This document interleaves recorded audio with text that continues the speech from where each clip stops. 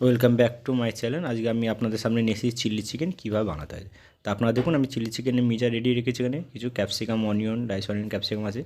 আমি red yellow capsicum দিয়েছি এই কারণে যে কালারটা দেখতে ভালো লাগবে, এই জন্য আপনারা না দিলেও অসুবিধা নেই। তা আপনারা যেমন গ্রিন ক্যাপসিকাম, অনিয়ন দিয়েও করতে পারেন, ঠিক আছে।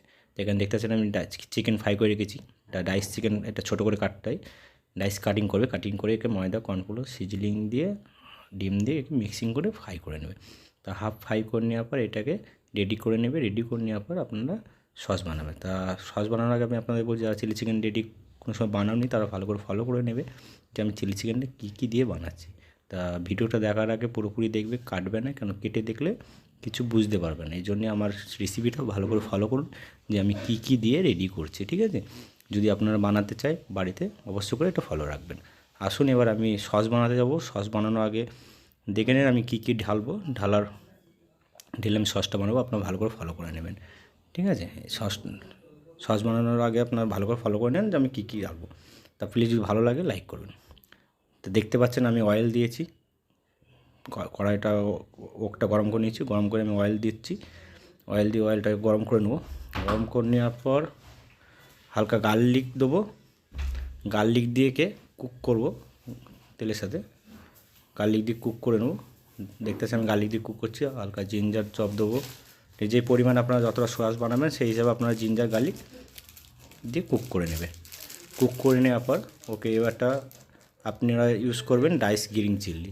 তা আমি দেখুন ডাইস গ্রিন চিলি দিচ্ছি, যে যতটা পরিমাণ ঝাল দরকার। অ্যাকচুয়ালি চিলি চিকেনে স্পাইসি হলে ভালো হয়, এর জন্যে গ্রিন চিলিটা আমরা একটু বেশি ইউজ করছি, ঠিক আছে। ডাইস গ্রিন চিলি, গার্লিক আর জিঞ্জারকে দিয়ে আমরা এটাকে কুক করে নিচ্ছি। কুক হয়ে যাওয়ার পর আমরা সস টাচ করব। সস টাচ করার আগে আমরা প্রথমে দেবো যে চিলি চিকেনের মিজা। চিলি চিকেনের মিজা কী কী দিচ্ছি আপনারা ভালো করে ফলো করুন। আপনাদের দেখালাম কী কী আমরা মিজা দিই চিলি চিকেনে, ঠিক আছে। দেখতে পাচ্ছেন আমরা 3টে ডাইস ক্যাপসিকাম, অনিয়ন সব ঢেলে দিলাম একসাথে। এটাকে এবারটা আমরা কী করব, এটা কুক করব। কুক করে নেবো ভালো করে, ঠিক আছে। কুক করে নেওয়ার পর আমরা সস টাচ করবো। তো আপনারা ভালোভাবে দেখুন আমি যে কী কী দিয়েছি আর যেভাবে বানাচ্ছি সেইভাবে আপনারা ফলো করবেন, ঠিক আছে। এবারটা আমি দেবো ওয়েস্টার সস। ওয়েস্টার সস আপনাদের কাছে না থাকলে অসুবিধা নেই, এটা মার্কেটে পাওয়া যায়। যদি ইউজ করতে চান অবশ্যই করে নিয়ে আসবেন, না দিলেও কোনো অপমান। এবার আমি দেবো স্পাইসি চিল্লি পেস্ট। চিল্লি পেস্টটা আমাদের রেডি করা থাকে। আপনারা এইভাবে চিল্লি পেস্টকে বয়েল করে পেস্ট করে নেবে, কুক করে নেবে। তা চিল্লি পেস্টটা টাচ করে, চিলি পেস্টটা অবশ্যই মেন চিলি চিকেনের জন্য। এটা হচ্ছে কাশ্মীরি চিল্লি পেস্ট, স্পাইসি কম থাকে এবং এতে যদি স্পাইসি কম ইউজ করতে চান তাহলে এই চিলি পেস্টটা ইউজ করতে পারেন। এবার দেবো টমেটো সস। একটু টমেটো সস দিলে কী হবে, স্পাইসিটা চিলি চিকেন একটু খেতে ভালো লাগবে, হালকা সুইট স্পাইসির মধ্যে থাকবে, মানে তাহলে স্পাইসিটাকে একটুখানি মেকআপ করবে অতিরিক্ত পরিমাণ। এবার দেখতে পাচ্ছেন আমরা লাইট সয়া টাচ করছি। লাইট সয়াটা দেওয়ার কারণ হচ্ছে যে সল্টকে মেকআপ করে, ঠিক আছে।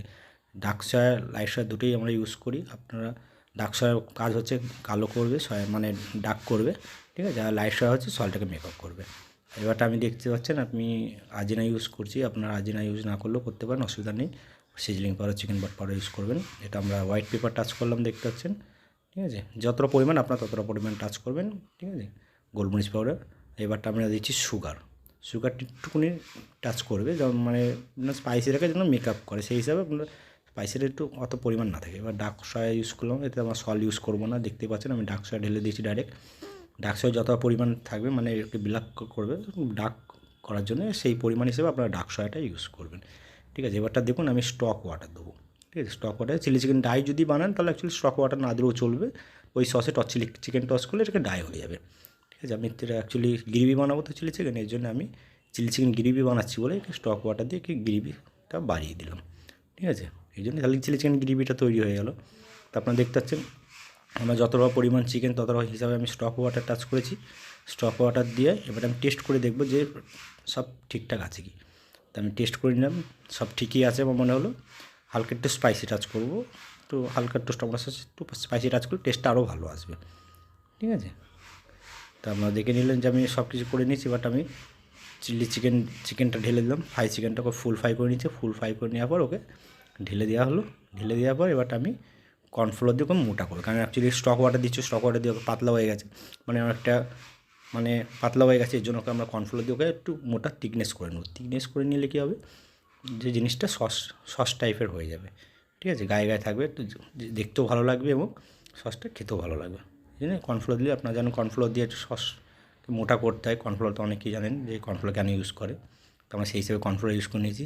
চাইনিজের মাস্ট কর্নফ্লোর, ঠিক আছে। কর্নফ্লোর নিয়ে চিলি চিকেন তৈরি হয়ে গেছে। দেখুন চিলি চিকেন কত সুন্দর একটা কালার এবং চিলি চিকেনটা সসটা কত সুন্দর দেখতে লাগছে। এবার আমরা স্প্রিং অনিয়ন স্ক্যালিয়ন দিচ্ছি, দেখে নেন স্প্রিং অনিয়ন স্ক্যালিয়ন পেঁয়াজ কলি, এটা আমাদের চাইনিজ অ্যাকচুয়ালি মেন ইউজ করা হয় চাইনিজের চিলি চিকেনের জন্য।